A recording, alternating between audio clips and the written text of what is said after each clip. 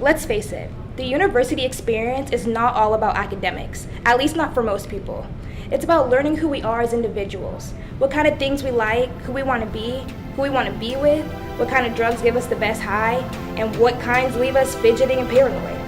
College is a time for exploration, self-discovery, and experimentation.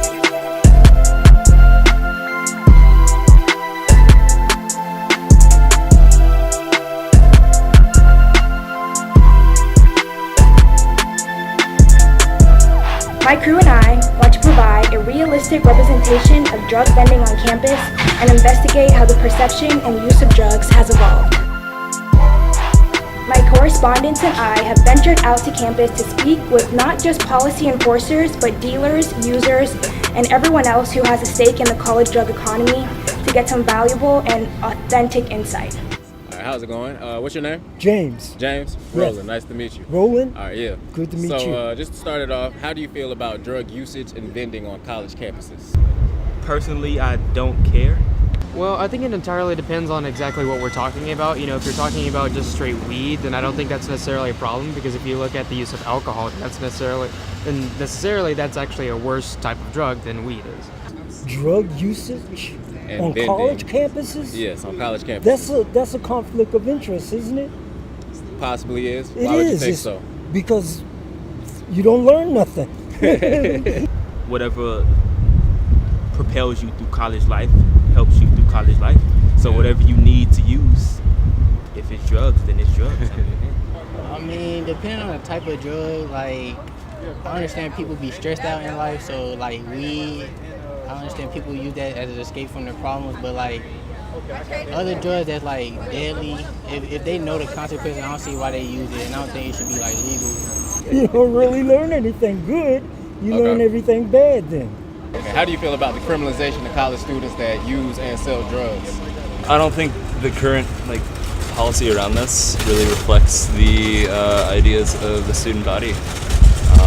Honestly, I think there's a lot more we can do in terms of giving students a voice and making changes to the university that could really impact people in a positive way. It's like kind of over exaggerated. Like they're gonna get it one way or another. So I mean, I don't think they should go to jail or nothing like that. It's not that serious. I could tell you from experience back in the years ago that people who took drugs did desperate things. They did things that were out ethics. Mm-hmm. They wasn't keeping their ethics in. So they would rob and steal and think nothing of it. That's probably what you have here. You just don't recognize it. I don't think that there should be penalties or criminalization for it, especially on campus, because with schools that enforce heavy drug-free zones typically have really harsh penalties, and the disproportionate demographics that get caught with marijuana and the penalties, again, disproportionately effective to adulthood, the prison system and everything.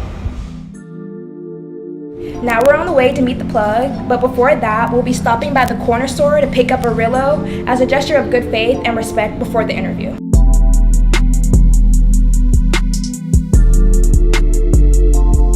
Thankfully, we happen to know a very profitable, humble, and nice dealer who attends Georgia State who is willing to chat with us about his experience of mixing business with academia and spill the details on his life.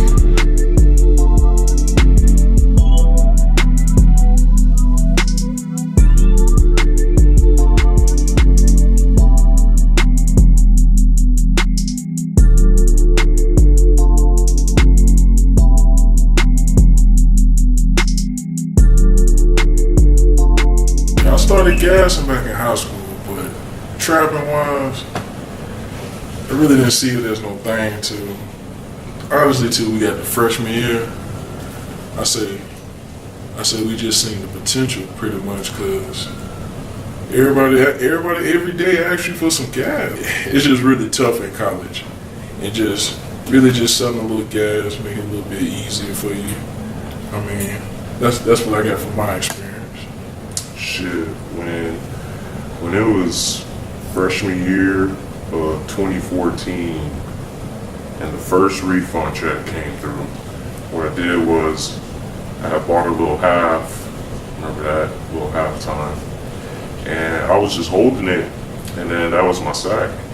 I was smoking it with a few friends, matching up or whatever, and then people really fucked with it, and they asked me was I serving, so I don't really call it trapping.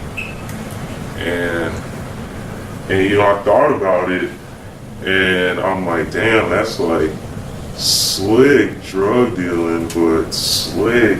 I'm really just sharing. Well, that's how it starts, you know, when you're living in housing or whatever. I mean, yeah, that's where most of your clientele comes from. But when you grow up a little bit, you really venture out. I mean, you might fuck around and serve a few, like, grown-ass people.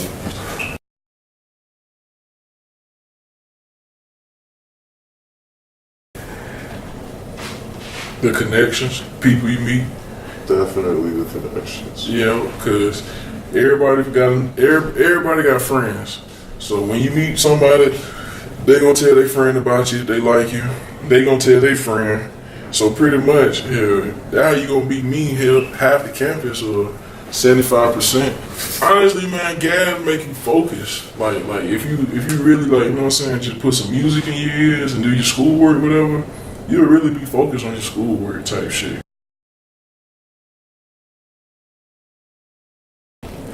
Ain't nothing wrong with gas. But you know what I'm saying, you can't let the gas smoke you. That's the main thing.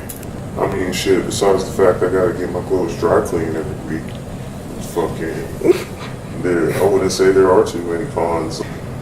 See, on the other hand, now, it is a few cons that he ain't gonna tell you about it. You know what I'm saying? Can't get caught up. The shit's still illegal. Don't get it twisted. Shit's still illegal.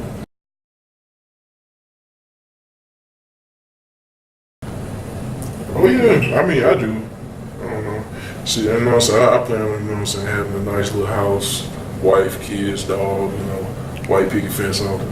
At the end of the day, it's just college. You gotta grow up. Everybody's gonna have a crazy college story when they grow up.